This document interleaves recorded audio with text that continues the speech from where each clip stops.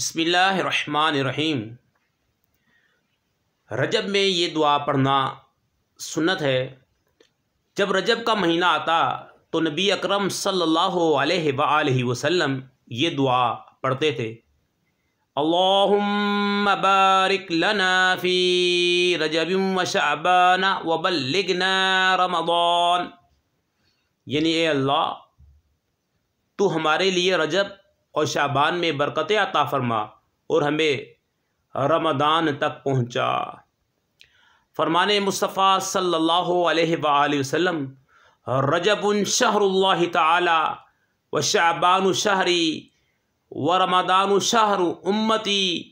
यानी रजब अल्लाह ताला का महीना और शाबान मेरा महीना और रमज़ान मेरी उम्मत का महीना है। रजब के महीने में नफली रोज़े रखने का सवाब हज़रत सैयदना अनस बिन मालिक रज़ियल्लाहु ताला अन्हु से रवायत है कि रसूलुल्लाह सल्लल्लाहु अलैहि वसल्लम ने इरशाद फरमाया, जन्नत में एक नहर है जिसे रजब कहा जाता है, वो दूध से ज़्यादा सफ़ेद और शहद से ज़्यादा मीठी है।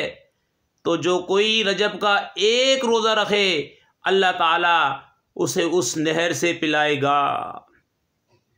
जन्नती महल ताबी बुज़ुर्ग हज़रत सैयदना अबू किलाबा रहमतुल्लाह अलैह फरमाते हैं, रजब के रोज़ादारों के लिए जन्नत में एक महल है। अल्लाह पाक हमें रजब के महीने का अदब एहतराम करने की तौफ़ीक़ अता फ़रमाए, इसमें ज़्यादा से ज़्यादा नफली इबादात करने की तौफ़ीक़ अता फ़रमाए। अस्सलामु अलैकुम व रहमतुल्लाहि व बरकातुहू।